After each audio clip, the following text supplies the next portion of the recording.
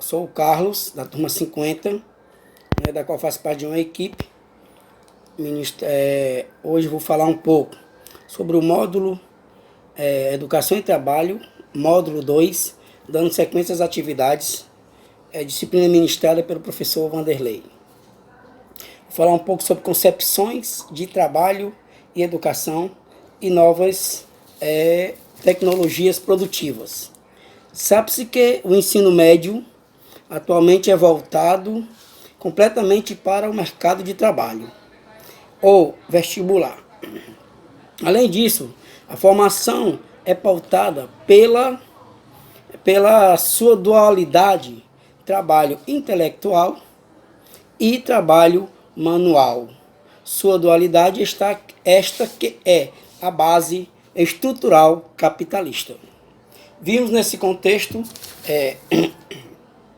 os alunos de ensino médio estão inseridos para que venham desenvolver os seus aprendizados, se voltar suas atividades muitas vezes para o ensino técnico e para o aprendizado técnico, como também para o aprendizado intelectual.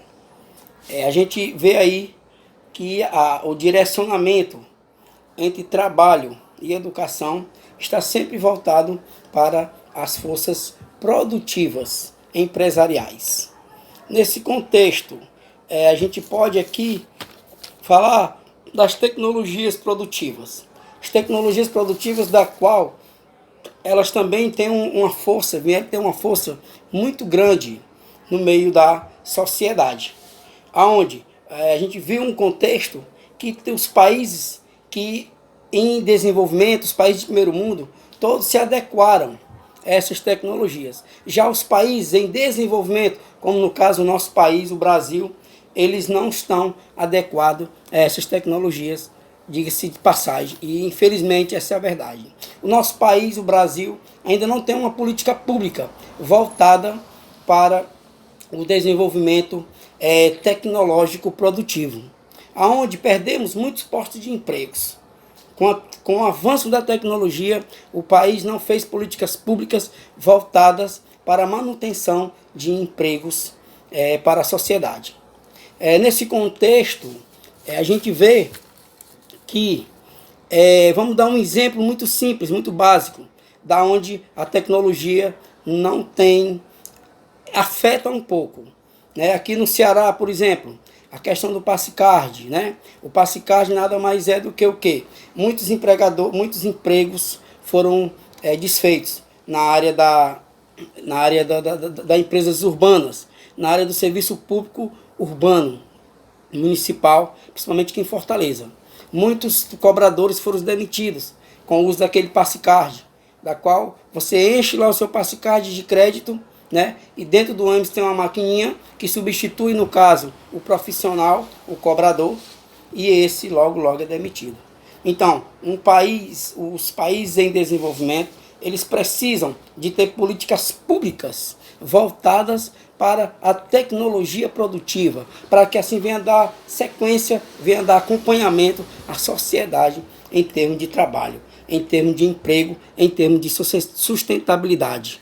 E essa já é a minha fala, e já vou passar para a colega sequente, para dar sequência ao nosso estudo. Muito obrigado. Olá, sou a Daniele, da turma 51. Vou falar um pouco sobre trabalho, humanização e humanização. A humanização foi um processo evolutivo de um primata ainda desconhecido, chegando na atual forma do homem, tanto física como intelectual. Desde os tempos remotos, nossos antecedentes dividiam suas tarefas, seus afazeres, e também praticavam um tipo de comércio, né? Inicialmente começou com trocas de objetos, conhecido como escambo, e quase sempre em troca de comida ou algo que lhe fosse útil. Mais tarde, com a fixação do homem à terra, este passou a ter interesses, né? Visar o lucro e suas transações, né? E até chegar hoje, né, que o homem ele trabalha para a sua sobrevivência, para a sobrevivência de sua própria espécie e viver em sociedade. Oi, professor Vanderlei, tudo bem? Meu nome é Kelly e eu fiquei com essa parte de qualidade total na educação. Preparei um pequeno resumo aqui sobre o tema abordado e trazendo essa questão de educação e trabalho, qual a relação, né? A qualidade total na educação, ela deve englobar tanto a qualidade a nível administrativo de uma instituição, como também a qualificação acadêmica de quem constitui a escola, né? É um conjunto. E para isso é preciso um conjunto de transformações a nível nacional, com melhorias em outros setores econômicos e sociais. A gente não pode isolar essa parte da educação, da escola, de outros fatores do nosso país, como a saúde, como o lazer, a cultura, tudo está intimamente interligado, né? A parte financeira também é muito importante, porque não adianta eu estar dentro de um ambiente escolar e quando sair eu me deparar com N problemas pessoais e estruturais também, e isso atrapalha muito o aprendizado e o rendimento da escola. O tema qualidade é muito complexo por isso, porque ele envolve vários setores da nossa economia, da nossa sociedade. Trata-se de uma questão estrutural e bem ampla. Em nosso país, principalmente, impera muito a questão da quantidade. Os nossos governantes primam muito pelos números, né? Quantas crianças estão matriculadas e tal, quantas escolas. Mas a questão da qualidade fica para segundo plano, né? Infelizmente. E é preciso repensar muito esse sistema que contemple um parâmetro de qualidade, de acordo com as peculiaridades de cada região do nosso país. Nosso Brasil é muito grande, cada região tem seus aspectos e eles devem ser levados em consideração também nessa questão de parâmetro de qualidade. Essa decadência na educação acaba refletindo muito nas relações de trabalho, que a nossa disciplina ela traz essa relação educação e trabalho, né? E quando você tem uma educação que não tem a qualidade total, isso reflete também nos funcionários. As empresas de hoje, elas querem um funcionário completo, capazes de ir além, de tomar decisões. Não quer aquela pessoa que faça somente aquilo que lhe é ordenado. Elas querem uma pessoa que pense mais para frente, pense além, acima da média. E só é possível formar esses funcionários quando a educação tem essa qualidade total, porque ela prepara o ser humano por completo, né? Ela traz essa formação estrutural completa da pessoa. Então é isso. Obrigada. Boa tarde, meu nome é Tereza Cristina, sou da turma 51 e vou falar um pouco da perspectiva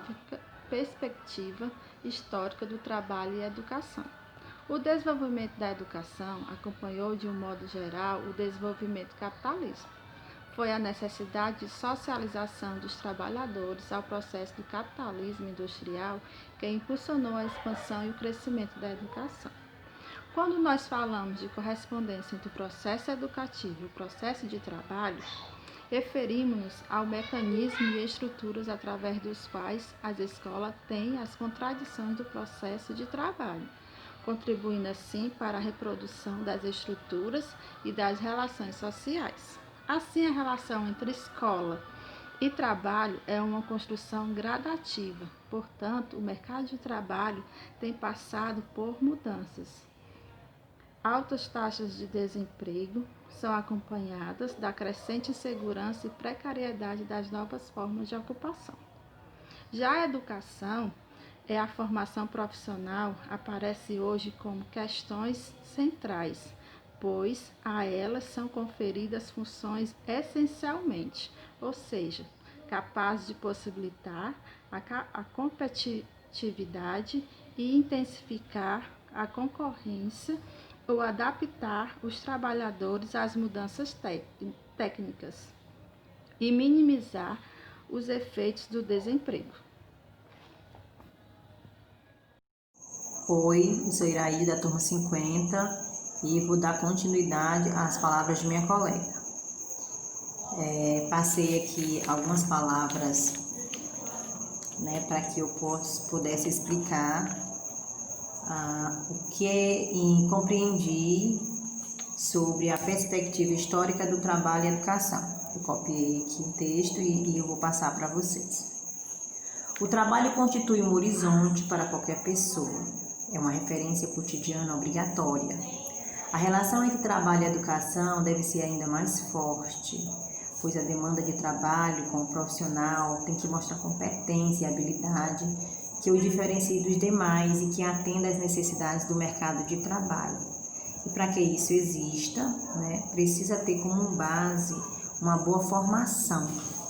E é aí que entra a educação, pois ela, a educação, é que é responsável, dentre outras, pela produção de conhecimento, pela economia de um país, pela produção de riquezas, pela geração de empregos e pela qualidade de vida das pessoas. Mas a educação, ela não se restringe apenas a formar profissionais para o mercado de trabalho, vai muito além de formar para atender às necessidades do trabalho, é muito além disso. A escola compete em formar cidadãos críticos e conscientes de suas ações na transformação da sociedade, para que dessa forma possa terem a possibilidade, cada um tem a sua possibilidade de escolher o caminho que vai seguir. Então a escola ela lhe direciona, o que você vai pretender seguir. Então a educação, ela é a base. Oi gente, meu nome é Daiane, sou da turma 50 e eu fiquei com os dilemas entre trabalho e a escola. Na década de 1970, a educação como direito e formação humana deu lugar à educação com concepção de mercadoria e capital humano. E é assim até os dias de hoje. A teoria do capital humano veio como consolidação de uma ideia de educação como mobilidade econômica e social, sendo, porém, um vetor de desenvolvimento e de ascensão do trabalhador que tivesse educação, treinamento e saúde. Nessa concepção de educação, pode-se observar que se espera que os países combinem o rendimento escolar com o crescimento econômico e se tornem abundantes e ricos, Assim, a educação passaria a ser a grande formadora de capital humano para os indivíduos. Mas o que vemos hoje é que os que são de uma classe melhor podem se formar em centros de excelências, tendo assim a capacidade de ter melhores cargos, melhor desenvolvimento econômico, enquanto os mais desprovidos economicamente estariam nos centros regulares de educação, E assim desmentindo mais uma vez que o conceito de capital humano é para todos e é possível perceber nos nossos dias atuais essa concepção. A orientação profissional como forma de desenvolver os indivíduos uma grande imagem de si mesmo e do mundo do trabalho. Então, dentro dessa nossa sociedade, queremos que todos possam ter oportunidades de partir para o mundo do trabalho, não vendo só como uma necessidade imperativa, mas como escolha de liberdade através dos critérios, necessidades e principalmente possibilidades de cada um, usando estratégias alternativas para o acesso a informações profissionais e ocupacionais. Isso facilitará a inserção do jovem no mercado de trabalho e no planejamento de um projeto de vida. Olá, professor. Meu nome é Jade Menezes, sou da turma 50 e estou aqui para falar sobre as críticas da sociedade industrial. Tudo começou, quando a burguesia inglesa chegou na Inglaterra e, através da indústria, eles se tornaram a classe mais poderosa do mundo. Desde então, existiam os operários e os burgueses. Os operários sempre eram explorados, pela burguesia desde então. E aí, depois da lei do cercamento de terra, conhecido como êxodo rural, eles tiveram que migrar para a cidade. E automaticamente o número de trabalhadores nas fábricas da cidade cresceu. Como esse era o único modo que eles tinham, para sobreviver, eles eram bastante explorados. Eles trabalhavam em condições precárias, eles não tinham garantia nenhum de direito. E com o passar do tempo, eles foram se revoltando com o modo que o trabalho era tratado, o modo que eles eram tratados, e eles começaram a bater de frente com os patrões. Foi aí que surgiu dois movimentos, o ludismo e o cartismo. O ludismo Eles quebravam as máquinas, eles culpavam as máquinas, e o cartismo, eles lutavam pelos os seus direitos através da política. E o movimento mais conhecido deles ficou como a Carta do Povo, e essa Carta do Povo realmente melhorou muita coisa para eles, e é por isso que até hoje se chama Revolução Industrial, porque a gente ainda está em constante evolução, né, o trabalho. E hoje o capitalismo é ainda dominado, né, pela classe mais alta da sociedade. E estamos aí ainda em busca de melhorias.